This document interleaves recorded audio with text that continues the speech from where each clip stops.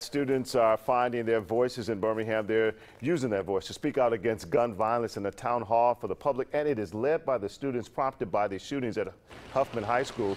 CBS 42 News reporter Ariana Garza joining us live with details about that. Ariana. Well, good morning, Art. That town hall will be held here at A.H. Parker High School. It will start at 6 p.m., so that's just in about 13 hours.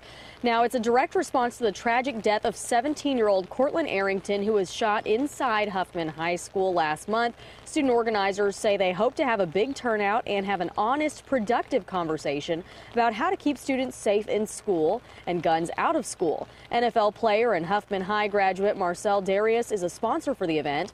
Members of the Superintendent's Advisory Council will lead the meeting, and I spoke to one of them. Here's what he has to say. It's very important to have this conversation, especially now, because we've been silent about it for too long. It is a great challenge doing something like this, you know, something that adults usually do. But having my counsel around me, also being other smart geniuses they are, I feel very proud to know I'm not the only one fighting this fight. And the town hall is open to the public, but if you can't attend, students want you to join the conversation on social media with the hashtag #NeverAgainBHim.